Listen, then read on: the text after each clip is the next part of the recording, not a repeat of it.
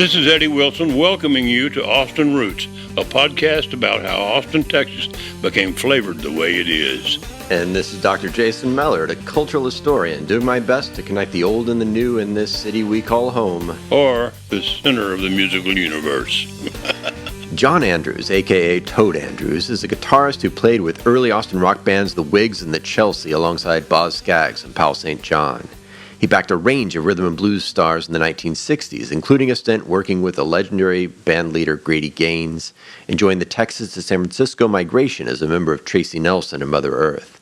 Along the way, his career and life intersected with the likes of Jimi Hendrix, Little Richard, Janis Joplin, Lightnin' Hopkins, Albert Collins, and Bob Dylan.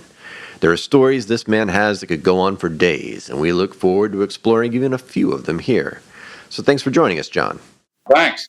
Good deal, good deal. I wanted to ask you, when did you move to Austin and why? What were your first impressions of the city? I had gone to 2 years to the University of Virginia, and I was homesick for Texas. So I went back after the spring semester in 64, and I enrolled at UT in 64. My parents came up for a football game, and of course they stayed at the Villa Capri. I had dinner with them and everything.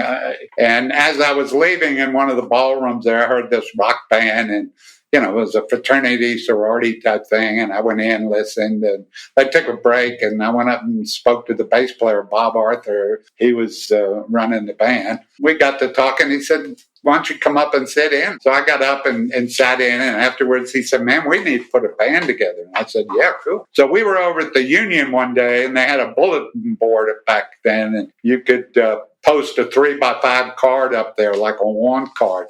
And there was a 3x5 card up there, and it said, "Guitarist wants to form Jimmy Reed type blues band called Boz Scaggs." We called Boz, and he was living, I think, on 18th Street. And so we went over there, and we jammed and everything, and boy, it sounded great. And Boz goes, "Man, I got to call my friend Angus Wynne." Boz and Angus went to, the exclusive St. Mark in Dallas private school. He said, "Angus is the social chairman of the SAE house, and he can get us all the gigs we want." So he got a hold of Angus, and Boz said, "I got us a gig playing Friday night." And what if we're doing a series of events, right? Here you are putting together the first of these Austin bands and, crossing paths with two folks who would become giants in their fields, right? Boz Scaggs going on to fame and fortune as you would on the West Coast. Angus Wynne, I want to take a minute to sort of stop and, Eddie, if you can help us sort of fill in who he is, because he shows up a couple of places in the 60s. Angus has showed up everywhere I've ever been. Yeah. You can recognize him from way across the yard. Yeah, I don't think he's aged one wrinkle. Never see him coming, never see him going, but he's always there when I show up. I went to Dallas one time to hear Jake. He was playing in the 90s. He was playing at Muddy Waters Club. And Bob showed up, Arthur, and then Boz shows up to hear Jake, and then Angus shows up after he graduated. I guess Eddie, did he produce a lot of shows around Austin and Dallas? Or? If you didn't know who was doing it, it was him. The ones that I know of that are really important are, so the Bob Dylan Austin show in 65, the kickoff of that electric tour, I think was an Angus Wynne. Bob Dylan got a lot of boos from, the Austin old beatnik crowd from the Id. Eddie, did you ever go to the Id? No. Oh, I knew where it was. Coffee shop on the drag. Alan Dameron played there. Joan Baez. Lightning was playing there.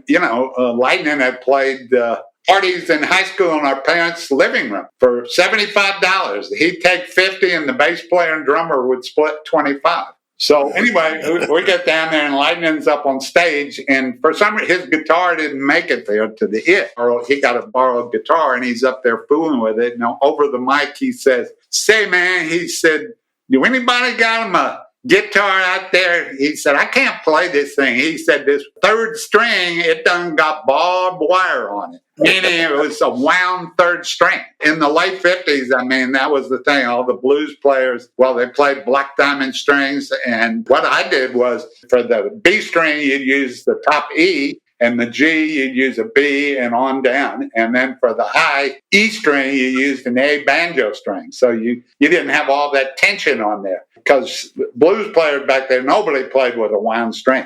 Anyway, Boz had a Epiphone hollow body that actually belonged to T-Bone Walker. Steve Miller's father was T-Bone's physician in Dallas. And T-Bone had given it to Steve, and Steve gave it to Boz. So we went out to my car and brought it in and took it up to Lightning. Boy, he said, now I got it. Charlie's Playhouse over on... was it 11th, maybe? Maybe 11th and Road. They're easy to mix up. We found out on Monday nights that they held an amateur night. And so Boz and I drive down there. Maybe we just took my aunt. And the house band was Blues Boy Hubbard in the dress. And so we signed up for it. When they called our name, we got up, and I played Hideaway, and Boz played Stormy Monday, and all the black women, they were cheering everything. So we won the amateur night, $50 split between us. And then we entered the next 2 Mondays, and then after that, Charlie wouldn't let us enter again.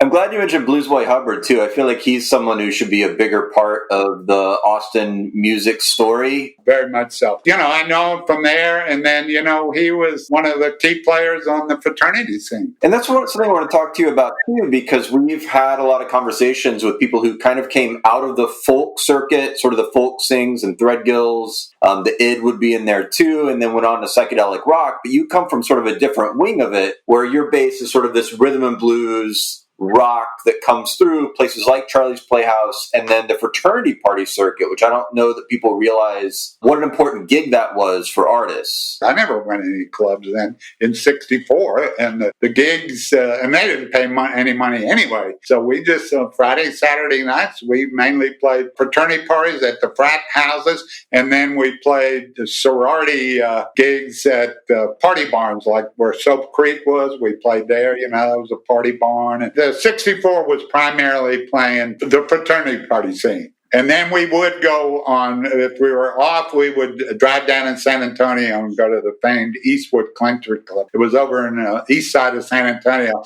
and that's really where Doug and Augie got their start with R&B. At first, they weren't allowed in, but they go up and listen to the music and everything. And somebody told us about, you need to go to Eastwood Country Club. Maybe Blues Boy Hubbard did. So the first time we went down there, Gatemouth Brown, held court there and everything. House guitarist was Curly Mays, and he did this thing. He took his shoes off and laid his Fender Strat down on the floor, and then on his right foot he had a thumb pick like steel guitar players use, and he heated the pick portion and bent it 180 degrees, put it on his toe. He would play some blues or something and read the San Antonio Express while he was playing in perfect time.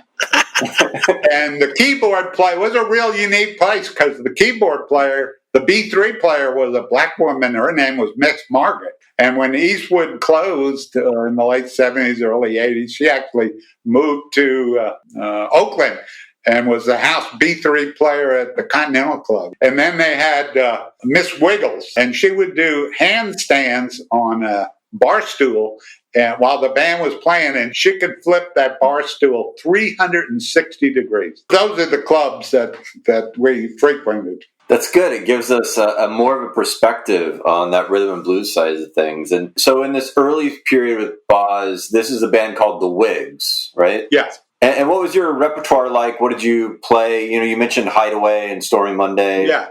Freddie King, Bobby Bland, Jimmy Reed, Bob Arthur, the bass player, sang Slow Down. The big fraternity song was Hey Baby, Bruce Chanel, with Gilbert, who supposedly taught John Lennon how to play. Yeah, I think Delbert McClinton lets people tell that story, but, grain of salt. So the Wigs, that sort of comes to a close, or that the Austin chapter of the Wigs comes to a close. How and why does that happen? Oh, we were all sitting around, and, back then, no bands from Austin, it was unheard of to think you get a record deal or anything like that. So we were just sitting around, and it was either go to London or go to L.A. Fortunately, we decided on London. And then towards the end of December, Boz and I had a falling out because I had a 57 MGA, beautiful red MGA with brown, tan, rolling pleated seats and everything. And he had a girlfriend lived in San Antonio. I loaned him the car. The next day, he said, I'm sorry, I have a problem with your car and everything. He jumped some curve or something, and it had wire-spoked wheels, original wheels, and he trashed out 3 of the wheels. It was $45 a wheel. So that was $135. That was a lot of money back then. And Boz never paid me back, and so we had a falling out. There was just nothing in the future for us. And Boz left, and he went to Denmark or something, kind of became the Bob Dylan of the Scandinavian countries. Yeah, his first album is recorded in Scandinavia, which is an interesting bit of trivia. Yeah. So anyway, he left, and then Bob called me and he said, "Man, come on over here. You know, we think we have somebody that can get us some gigs and everything." And the guy was Frank Fenner, who went on to be the marketing genius for Capricorn Records.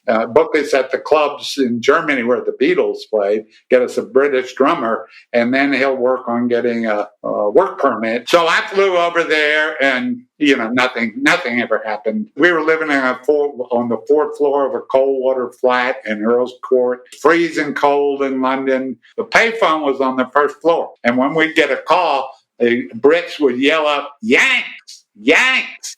Still like living in World War II, And so I got a call from my mother, and she said, "Well, we'll be seeing you in a couple of weeks." And I said, "Why is that?" And she said, "You've gotten your draft notice to appear before the draft board for physical." Well, and so anyway, I immediately went down to Spanish embassies about schools in Spain. They said, "Well, there's an extension school on University of Barcelona on the Isle of Mallorca." So I said, "Yeah, that's the place." Boz and I took that bloody ferry across the English Channel and hitchhiked to Paris, spent a night there, got out on the road hitchhiking.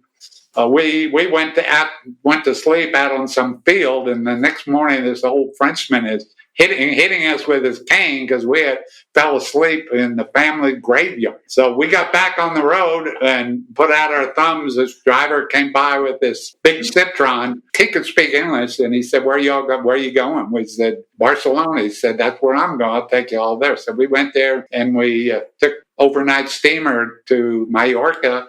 And in the meantime, I wrote the draft board in Houston this long, detailed letter that I was changing my major from chemical engineering to Latin American studies because I had taken 2 semesters of Spanish at UT. And I said I would be completing my education in Spain. And so they reclassified me to S, which was student status. That got me through the summer.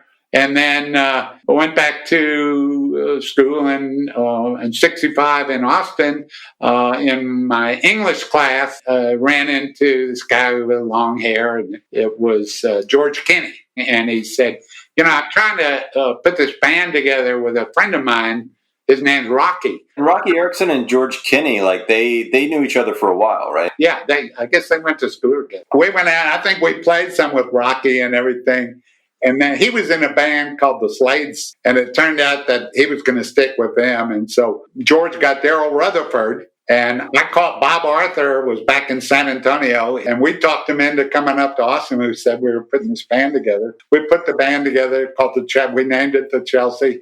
And again, we did the fraternity scene. So in short, the Wigs get done in by trying to pull a reverse British invasion, and then you come back and you decide to sort of ride the British invasion wave. The Chelsea wasn't part of their style, was to frame themselves as an English type band or a British invasion type band. We were really doing that English stuff, Yardbirds and stuff like that, some Beatles songs. David Price was in the band, and Bob Arthur did some of that stuff. And we still did some Freddie King stuff, but it was mainly British stuff, and that's what the kids wanted to hear. And did Powell St. John, did he sit in a little bit sometimes, or was that a little later? I just remember seeing Powell at the student union. I lived and Bob, we lived, not George Kinney, but we lived at an old boarding house, Victorian boarding house on 18th and Brazos. Down on San Jacinto in Brazos was the Clown's Den. And it was a redneck beer joint, and they had a little stage riser, and they had country bands on the weekend. And we'd go down there and drink beer. One night we were there, and we were talking to the owner, and we told him we had a band. We'd like to play there, and he said, "No, I'd lose my audience. I'll put in a rock band or something." And we said, we'll run a quarter-page ad in the Daily Texan. I meant to bring it, but anyway, we convinced him that he'd sell more beer that weekend than he'd sell in a whole week. And so I did. That was the first ad that I ever put together after. But it's an ad with George and I, David Price, Daryl Rutherford, and it was taken at the Capitol. What's funny about it, it says, the Chelsea back from European tour. Well, there wasn't a European tour.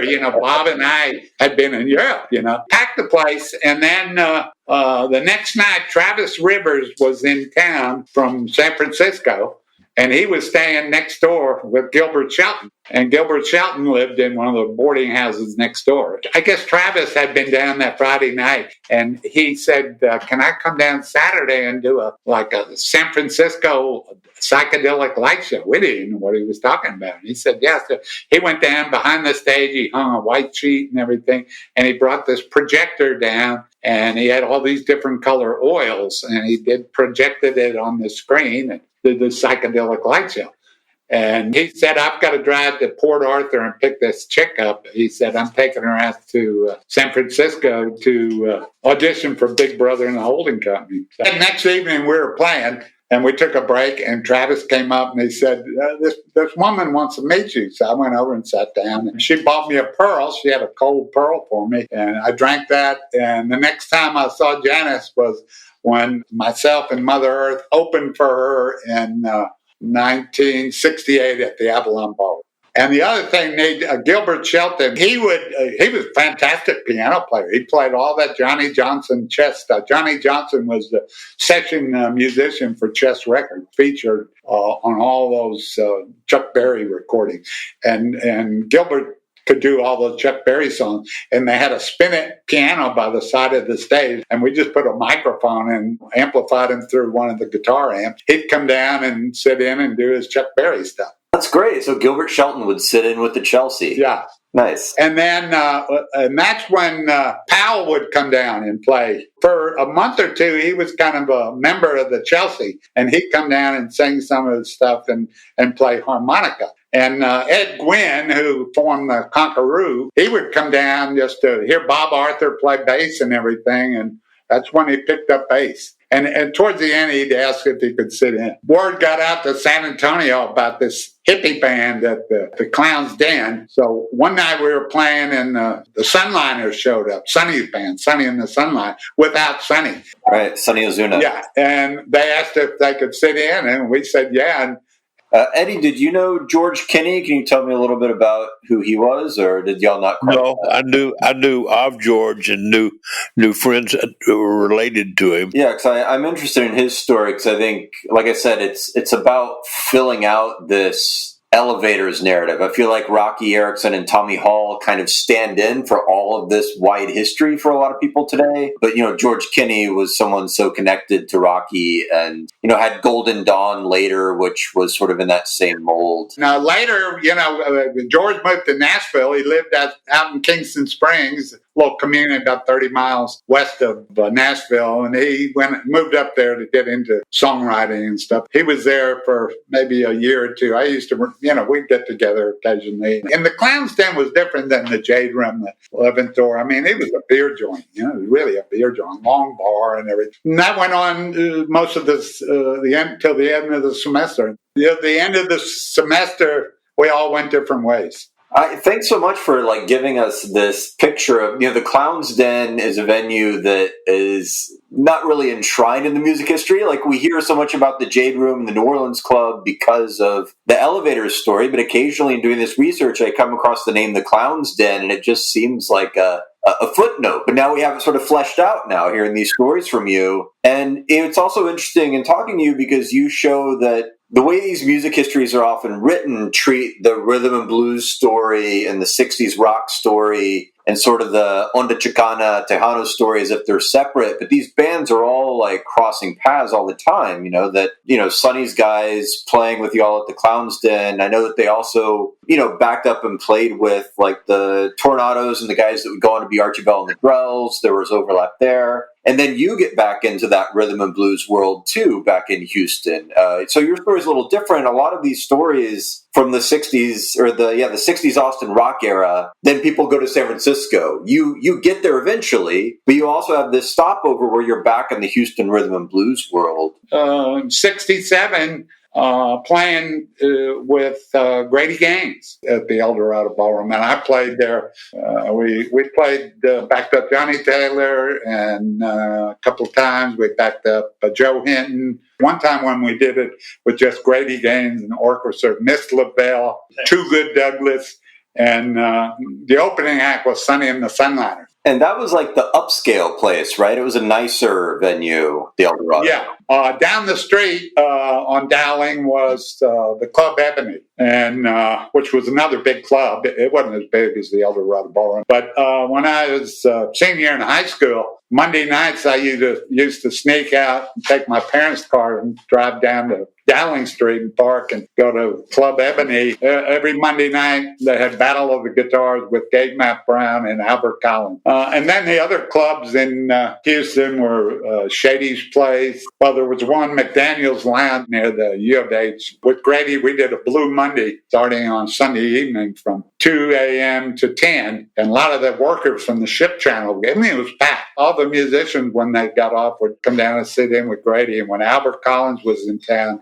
he'd come down there and sit in place. It was kind of a neat deal. And the Club Matinee, that was in Fifth Ward. Vivian's Lounge was in Fifth Ward. The Cinder Club, we played there. The coolest club, and Grady used to say that we ever played, was the G&M Pleasure Spot in Lamarck, Texas, which is between Houston and Galveston. And this would have been around 67? This is late 60s when you're playing with Grady Gaines, It's just 67. And Grady and I used to sit in and play with Big Walter down on Scott Street, Walter Price. Thunderbird. Keyboard player. He played one of those old cream-colored Wurlitzers like Ray Charles did What I Say.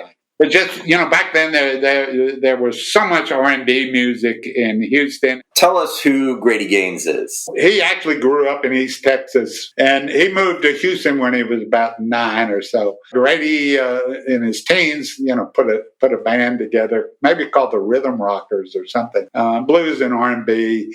And then he did studio work for Don Roby. In January of 68, Grady took a job as the band leader for Joe Tex. I drove over to San Antonio to visit my friend David Price, who had played with the Chelsea, and he said that he went out to L.A. 66 because his good friend from SAC, San Antonio Junior College, was Mike Nesmith, and they had played in folk bands together there. He didn't tell anybody. Why he was going to L.A., he just went. Turned out that he became the stand-in for Davy Jones, and he did the light shows for the Monkees on tour. And he said Mike wanted to put a band together, the Texas musicians, and call it the Armadillo. That's kind of early, right? So this is before the Armadillo World Headquarters. Exactly. We went out to L.A., and, Mike put us on retainer, and we were rehearsed up at his mansion on Mulholland Drive, alternated with Three Dog Night. And then he wanted us to get real tight. And Bob Arthur, who had been the bass player with David and I with the Chelsea, flew to L.A. and we started booking gigs at these clubs in the Valley. Mike Nesmith had these banners made up, and they said, Mike Nesmith of the Monkees introduces the Armadillo, Austin, Texas, And it's like in the water, right? So like Tony Bell and those guys are playing around with it. I guess Jim Franklin's starting to get on the path a little bit. So we did those shows and everything. And then the Monkey Show wasn't renewed for the third year. Scream Gyms didn't renew it. And so the money dried up. And so I called Grady, and I knew his brother Roy Gaines, and he was Billie Holiday's guitar player. He was living in South Central L.A., and Grady said, "Here's his number, give him a call." So I called him, and he said, "Yeah, we're playing tomorrow night out in Riverside. Come on down and sit in." So I went out there and sat in, and he said, "Man, I like how you play." I told him I needed a gig, and he said, Richard's coming out of retirement again. He's holding auditions at a Baptist church down in Watts. So he said, I'll call Richard and I'll get you set up. And I remember we ran into Jesse Hill. He said, what are you white boys doing here? And I said, I was there auditioning with Richard. He said, man, you won't go out with Richard. He said, you won't go out with Jesse Hill. Anyway, I got up there and did the audition. Well, first I talked to Richard and I said, I played with Grady for a year. And he said, man, if you played with Grady for a year, he said, I'll put the good word in with my manager. He said, yeah, I get you the gig. I left and went back to the apartment where Bob and I were staying, and he was packing up his car. And I said, what are you going? He said, we're going to San Francisco. And I said, San Francisco? And he said, yeah, I just got a call from Henry Carr, who was from San Antonio. He was involved in the early days with Harlem Records and with Doug Somm. And he knew us from Austin because he was hanging around in Austin when we had the Chelsea. It's all kind of tied together. He said, Henry called and he said he's co-managing a band in San Francisco called Mother Earth, and they just got a $80,000 contract with Mercury Records, and they fired their guitar player and bass player. This was in June of '68, and he said they're starting on an album in July, and he wants us to come up and audition. So, we drove up there to Frisco, and Henry took us over to the rehearsal hall called Powell, and Powell was there, and George Raines, the drummer. So we just jammed that night. We did Powell songs, but Bob and I back then were into James Brown. And so we kind of put James Brown rhythm, to Powell stuff. So they were kind of weird. And anyway, the next day we had the audition with Mama, Tracy. She came in, we auditioned everything. They hired us. We cut the first album, Living with the Animals, there. And it was half Tracy and half Powell St. John. Yeah, and really the core of that band is Texans, right? Powell was from Laredo, and George was from Fort Worth, and Bob was from San Antonio. So we had horn section on probably half the songs, and they were all Chicano horn players from Houston and San Antonio that Doug had brought out. Doug did the head horn arrangements, and so that's how Living with the Animals came to be. And then we went down to L.A. and we booked the Dick Clark's American Bandstand. And, so we got up there and I said to Tracy, man, these amplifiers up here, they don't even have any speakers in them. So she got a hold of the production manager and she said, we're going to bring our own equipment in. It's out in the band. He said, no, we don't. He said, this is all lip sync. And she said, we're not going on unless we can play live. So he said, well, let me clear it with Dick Clark. And so Dick Clark came out and he said, you really want to do that? And she said, yeah. So we played live and everything. That I had read that Mother Earth opened the Armadillo, and you said that is not right. Oh, no. Who did open it? Well, the opening poster had Shiva's Headband, Whistler, and Hub City, I guess. Yeah. Whistler broke up, and so the very first poster's got a mistake on it. Jim and the guys put together Ramon and the Four Daddy-O's for a comeback. They'd never really intended to be much of a long-term band. It was put together originally as kind of a spoof. Yeah. Sort of group, and I guess there's still some spoofing going on out there. Were there connections between Mike Nesmith and the Austin scene in the 70s, sort of when you were running the Armadillo? No. Never had any eyeball contact, but I'd always heard about Ness being right around the corner. Like both Tracy Nelson and Mother Earth and Mike Nesmith are important parts of like the sort of country rock story that often get left out. And, the Armadillo is sort of in those same conversations by the mid-70s. So. I think Mother Earth was a little premature unfortunately, before our time. Yeah, that's what we were talking about, the move to Tennessee. Like, it always surprises me when I see, how early they are. Like, that country rock story is always about Sweetheart of the Rodeo. It's a little bit about the band, Buffalo Springfield. But here's Tracy Nelson and Mother Earth heading out to Nashville. And I guess, Dylan had recorded out in Nashville already. The sessions in Nashville were strictly regulated by the union. You go over a minute over and you're going to be paying double time. So we got in there. There was a guy out there singing, putting guitar parts down, long greasy hair, country stuff. And I asked the engineer who it was, and he said, Waylon Jennings. I didn't know. Nobody knew who Waylon Jennings was then in 1969. We had hired Johnny Gimbel to play fiddle on some of the Powell stuff and a couple of country stuff.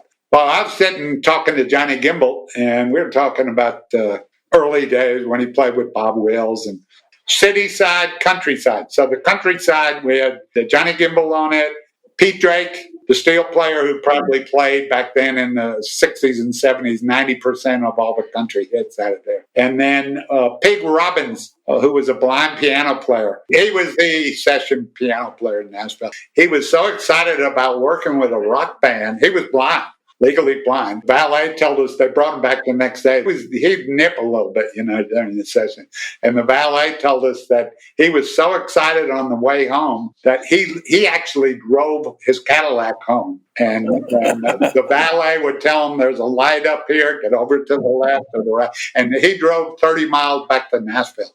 The city side, we brought over Memphis horn section, part of the Memphis horns, and they played the horns and all that. Pete Drake was so impressed with Tracy's singing, he was buddied with Jerry Kennedy, who ran Mercury Country, and he talked him into doing a country album, which we cut at Scotty Moore's studio. Scotty was the engineer. Scotty Moore from Elvis. Yeah. So Bob, Arthur, and I were the only Mother Earth members that played on it, and besides Tracy, Scotty Moore engineered it and played on That's All Right Mama. DJ Fontana, Elvis's drummer. Larry Butler, Ben Key, who's a dobro player. Charlie McCoy played harmonica. Jack Drake, that was Pete Drake's brother, played stand-up bass, and Bob Arthur played Fender bass, so we had dual basses on there. And then we had two dual fiddle players, Shorty Lavender and Johnny Gimble, and the Jordanaires. It was all cut in 6 3-hour sessions. So Travis Rivers is manager at this time, right? Yeah.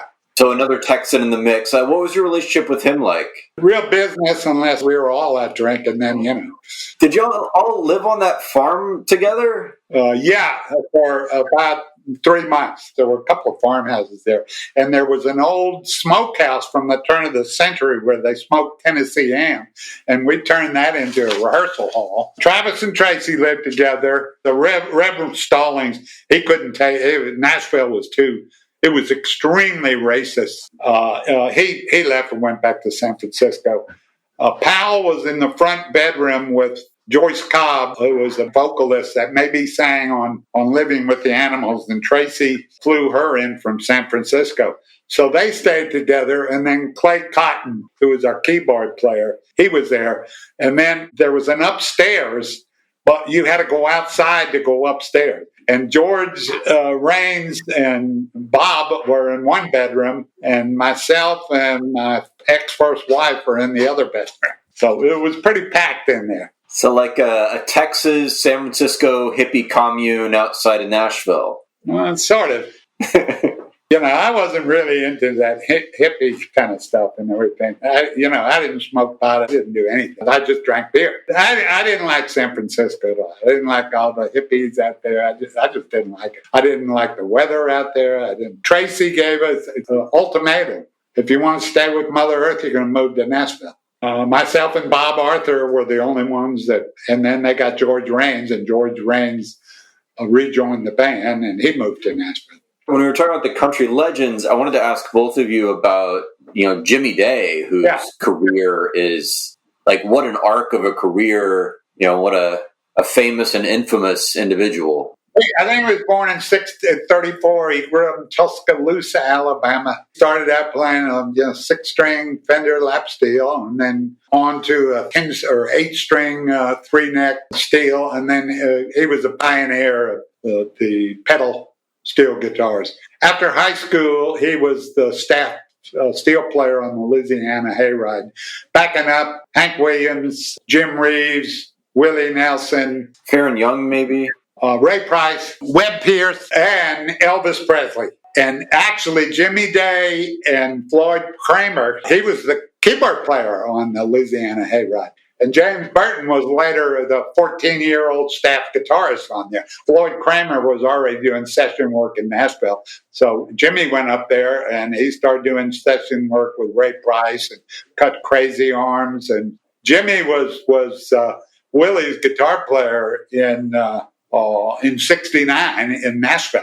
the way he met Willie was he was Ray Price's band on steel, and Willie was the bass player. Willie put his band together, and Jimmy played with him.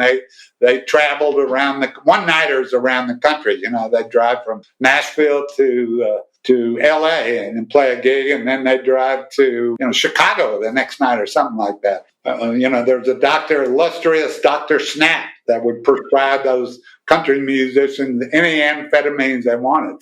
And he prescribed, they called them specklebirds, Obedrine LA. Musicians, they also called them LA turnarounds, because you could take one in Nashville, drive to LA, play the gig, and drive all the way back to Nashville without any sleep, and play another gig. One night on the road, he and Jimmy and Willie got into it. And Jimmy told me that Willie pulled a gun on him. And so Jimmy quit and joined Mother Earth in late '69. The first gig he played with us was in Long Island. We did 2 nights with the band. In '70, he got David Zettner, who was Willie's bass player, to quit. And David Zettner joined Mother Earth. We played at the Ellis Auditorium in Memphis. That's where Elvis started out in '55. And we're back in the dressing room, and Jimmy always brought a quart of gin for the gig. And he would open the top and take a swig of it and just spit it out on the floor. I said, "Jimmy, why do you do that?" And he said, the first slug of whiskey is bad luck. And, it never seemed like he got drunk, but he drank the whole quart, And then the next album we cut in Nashville was Satisfied, and Jimmy and David both played on that, and that was cut at Jack Clement's studio on Belmont. And Jack lived right across the street from there. He had 2 studios. The big studio and the smaller one was an 8-track studio. That was called Jack Strax. I forget what the big one is, but that's where we got Satisfied album. As a guy who came out of rhythm and blues and rock stuff, how did you feel about kind of this leaning into country? Like, you're pulling in more and more of these legendary country players, or did you not think of it that way as a guitarist? No, I love that kind of music. I grew up listening to that stuff with R&B. I mean, I love that kind of music. After Satisfied, that's when Tim Drummond joined the band. He was Conway Twitty's bass player in the early '60s. So we did Bring Me Home. That's when Travis negotiated. Mercury wasn't doing anything for it. They didn't know what to do with that country album. It got released. They never promoted it. They never did anything. So Travis signed a deal he and Tracy with Warner Brothers. So we cut Bring Me Home there, and Tim Drummond played bass on that. David Zettner and Jimmy Day left Mother Earth and went back with Willie, So we cut that, and then Warner's sponsored about a 10-week tour. It was called the Mother's Brothers Tour. And the first date, that was in late May of '71. First date was in Eugene, Oregon. We played in a football stadium. And I remember from Nashville, it took all day to fly out. We weren't even there. We didn't even get there in time for a sound check or to hear the opening act. The opening band was an unheard of garage band from the Bay Area, the Doobie Brothers. Pat and I have been friends ever since. So that was kind of a cool deal.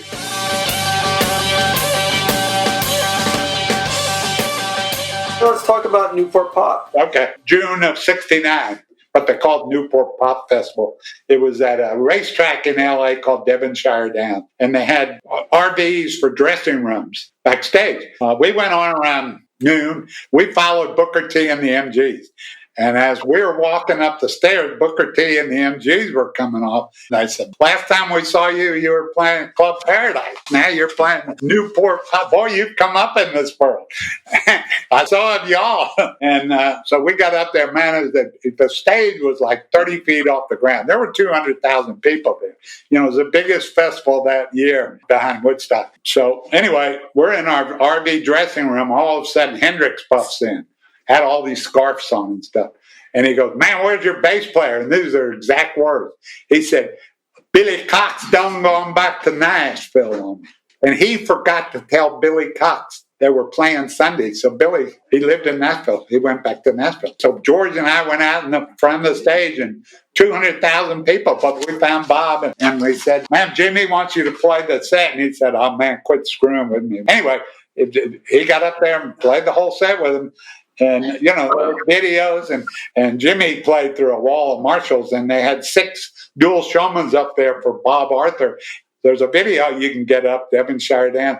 Jimmy's cupping his ear and motioning to Bob. He couldn't hear the bass, so they brought up 6 more dual showmen. I know, and it's on when an Austin guy plays in Jimi Hendrix's band. That's pretty good. So there was a moment when you crossed paths with Jerry Jeff Walker again in 71, including like some of his adventures with Jimmy Buffett. Well, there was the song Railroad Lady, and it came from the Pan American. My first wife and another couple it was Babalu. I talked them into taking the Pan American because it was the last weekend they were running. So we're down in New Orleans, and it was a Saturday night, and maybe at 10 o'clock, this black car pulls up on this guy driving, opens the door, and he said, Toad, he said, get in. He said, we're going and shutting down all the bars. And it was Jerry Jeff. So this is in 71. I hadn't seen him since the Clown's Den. He had this young protege with him with long blonde hair, just looked like a fraternity kid. And I recognized him because the guy's wife worked at ASCAP in Nashville. Jerry said, we're going back to Nashville. And I said, well, why don't you ride famous L&N passenger train? And he said, let's do it. And so this protege, who was Jimmy Buffett, said, what about the rent-a-car? And Jerry said, screw the rent-a-car, we'll just leave it here in the street in New Orleans. And so the train left New Orleans at 5:15 in the evening. I told Jerry, I said, I'll be at your hotel at 4 o'clock to pick you up. So I got in a cab and went over there, picked them up, and the cab driver said, where to, boys? I said, Union Station. And Jerry goes, we're not going anywhere until I get a jug. And the guy goes, a jug of what? And Jerry said, wild turkey. He said, I don't know, boys, it's Sunday. I don't know. Let me go see if I can find a Walgreens that has liquor. So he gets Jerry's bottle, and we get to Union Station at 5:14. And I said that cab driver, just run that curtain. There was the train, the last car. Buffett was there with the porter. They had the steps down, and they're flagging, waving us. And I said to the driver, I said, just jump that curb and pull right up the car. And he goes, no, sir. He said, that'd be a $25 fine. And Jerry pulled out a $50 bill. And he said, well, just take care of it. He said, yes, sir. So we jumped the curb, pulled right up there. And we grabbed our bags and guitars and threw them on the train, got on there. And we had some double bedrooms. And we were back there, playing our guitars and stuff. And Jerry asked me if I'd go get him some ice. And it was just getting dark, and we were crossing the Bay of St. Louis. Started to walk up through the cars of the dining car, and between the cars they call it vestibules, and you can open the windows in the old days. And there was Buffett. He was still drunk from the night before, and he was shooting these 10-inch rockets out through the vestibule window. And when I got the dining car, it looked like Fort Sumter, and all these people are looking at these rockets exploding in midair. We started playing our guitars, and they wrote this song called Railroad Lady, and they mentioned Austin and all that.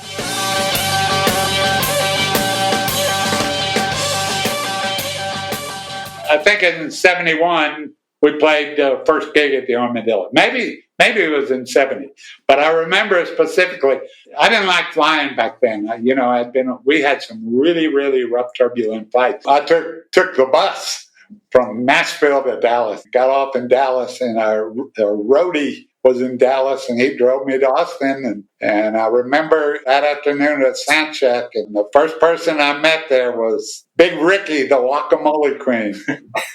And she was always there. What did she do for you at the Armadillo? She caused problems. Oh, okay, good. When nobody else would, she could. Yeah. So we played the Armadillo quite a bit, up until through 76. And when I tell you about the downfall of Mother Earth and everything, Armadillo comes into play on that. Did y'all know each other? Did the two of you know each other when you came down to play the Armadillo? No. Probably not. No. Okay. Were you always there for the shows, Eddie? No. You ever there for Mother Earth? I was there for Mother. I was more curious about that than a lot of the real big shows. Do you remember coming to the bottom line and hearing us? I came to the bottom line 2 or 3 times and heard 2 or 3 people each time. Those were my excuse for a business trip. Try to get out and scout talent. And every now and then something good would happen. 74. Played Willie's Picnic in College Station, and then we did 3 or 4 nights, I guess 3 nights at Castle Creek, which was on 15th and Lavaca next to the chili parlor. That's everybody hung out at the chili parlor. In 74, this was an interesting gig.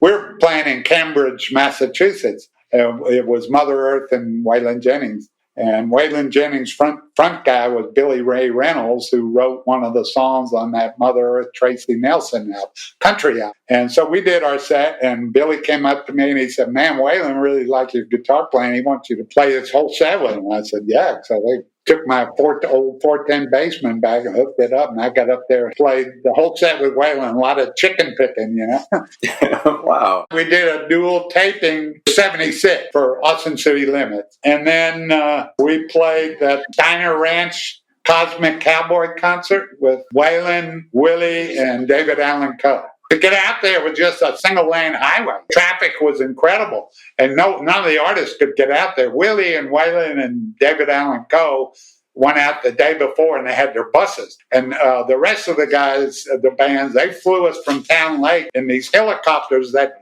ex-Vietnam pilots, and they didn't have any doors on the helicopter. And coming back, they were all drunk. We were really scared. That was kind of cool because B. Spears was Willie's bass player then, and he was a good friend of mine. B said, "Willie wants to see you on the bus." So I went on to Willie and everything, and he said, "We're going to do a Stormy Monday. Get on the side of the stage with your telly." And he said, "When you hear me go into the intro, plug in."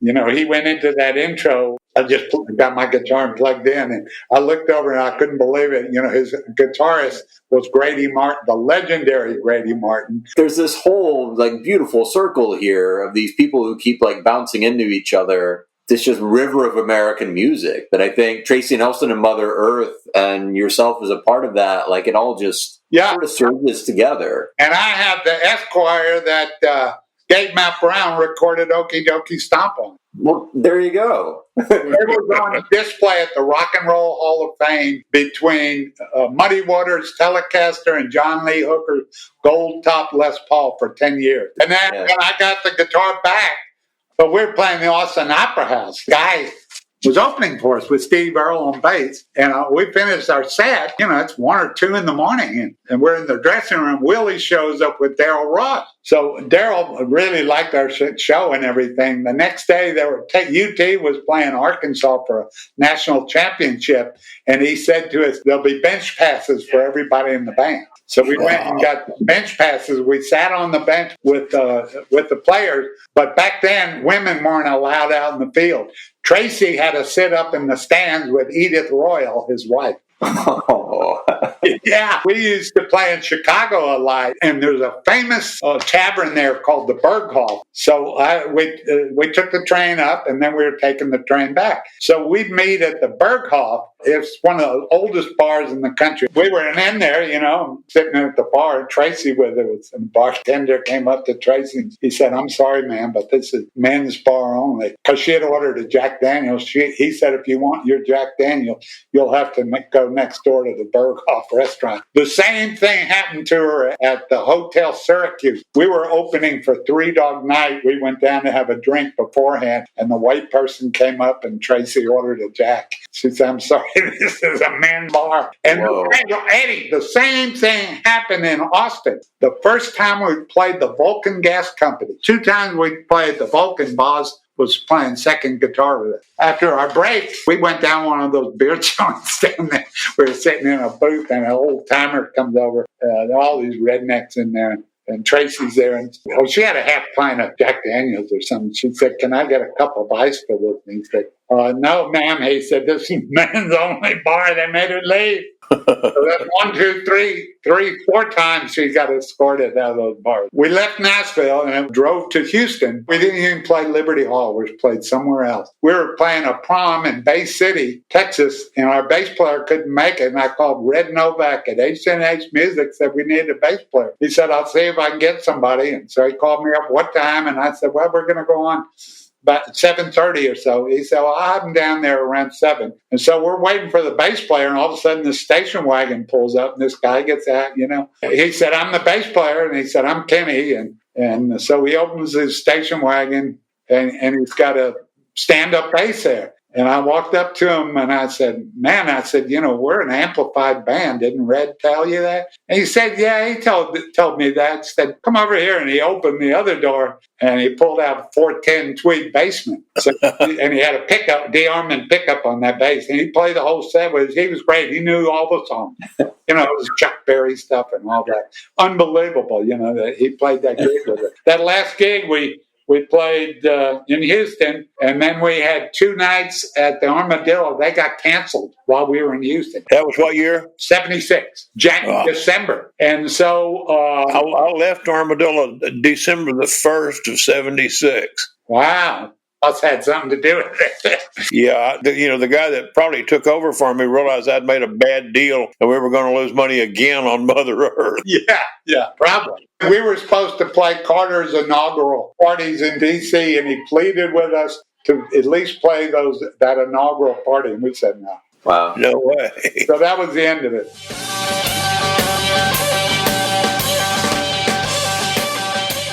You took one of the more interesting pivots. Tell us a little bit about your second career. I lived in Franklin, didn't have any air conditioning, and I asked a friend of mine from Nashville if he knew where I could get any old ceiling fans. He said, well, there's still some hotels downtown Nashville that had fans in them. So I went down this one hotel, it was a 12-story hotel called the Sam Davis. Sam Davis, they had 4 fans in the lobby. I went up to the day manager and asked him if he wanted to sell them. And he said, no, but the owner's in town. And he said, as we speak, he said, they're pulling all the ceiling fans down from floors 7 through 12. They're modeling the floor. So I went up there, and they were little 36-inch Westinghouse fans, really nice. They hadn't been painted, which is unusual. I cut a deal with the owner, and he had 100 of them, and he wanted $25 a piece. I called my father, who was an engineer in Houston, and asked him if he loaned me $2,500. He asked me I said, ceiling fans. He said, ceiling fans? I said, yeah, they're becoming popular at putting them in restaurants. They said, all right. So I wasn't playing with Mother Earth, and my wife was an employment counselor for the state of Tennessee. And then we started setting up at the flea market. We'd been there all day Friday and Saturday, most of Sunday, and nobody even saw these ceiling fans. And this one guy came by, and he saw the fans, and he said, you have 15 of those? And I said, yeah. And he said, I'm opening a barbecue joint in Evansville, Indiana. This was on a Sunday. He said, can you get them there by Friday afternoon? Grand opening Saturday. I said, yeah, I'll get them there. And I rented a car and drove back to Franklin, loaded up those 15 fans, drove up to Evansville, Indiana. This Nashville magazine, it's got a photo of an old Emerson fan installed in a doctor's house on West End, Nashville. And it says, a fanfare, bold type. And it says, I got tired of traveling and being away from home, so I traded in my guitar for a fan, said John Andrews with a grin. And so he did. John played lead guitar for Tracy Nelson Mother Earth for 10 years, but last fall he chucked the music scene and is now restoring and selling antique ceiling fans. He and his wife, Kaylin, head out about every 2 weeks to comb back rows and hollows for the few remaining ceiling fans in the state. John and Kaylin clean and reassemble their ceiling fans and guarantee them for a year. I don't know where that came. So anyway, after this ran, it was great in the Nashville magazine. The guy that wrote this, Jerry Wood, he ran the ASCAP office in Nashville. And when this article ran, a week later, we got a call from the buyer from TGI Fridays. A guy called me and he said, we're expanding this summer and opening about 10 Fridays, TGI Fridays throughout the country. And he said, the guy that's been redoing our old fans said he's up in his 70s, and we put in 11 fans in a restaurant, and he said he can't keep up with it. He said, can you take it on? And I said, yeah. And then you brought all this business back to Texas, too. We decided there wasn't really any future in the music business for me, so we decided we're going to open a fan store in Austin. I went down to Capital National Bank to borrow $5,000. We thought that was enough. So he said, what kind of collateral do you have? And I said, well, I've got 200 ceiling fans. So that's what, $20,000. they would not take that as collateral. I said, do you have anything else? And I said, well, yeah, I have some collection of Fender guitars. And they said, what are they worth? And I said, well, I have them scheduled for, I think, $20,000. So they approved the loan.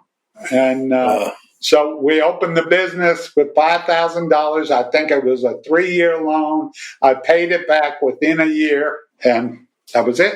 In '83 was our best year with Hunter. We went from doing maybe $1,000 a year in parts to we did $1.5 million in sales. Wow. We have fans in the state capitol. That's how it all came back. I knew nothing about business, opening a business. I knew nothing about it. Well, that same year that John had that wonderful success with these sales, he forgot to add in the 7 that we bought to open Thread Guilds. Yeah.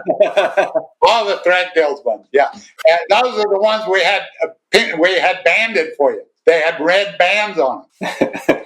Well, I feel like we have covered such an arc of stories, and yet we've barely even scratched the surface. So I want to thank you, John, sharing this rich story with us with so many characters and moving parts. It's really been special, and I hope we can keep the conversation going. What an honor to hold this with Eddie and I after all these years. All right, pal. Thank you so much. All right.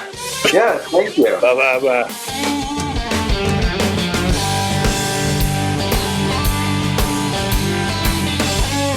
Austin Roots, executive produced by TSSI, produced by Renee O'Connor. Crybaby, courtesy of Jake Andrews Music. You need to get the memoir so you can get ready for the pop quiz. Go to threadguilds.com and get Armadillo World Headquarters, a memoir. Do it now. Do it right.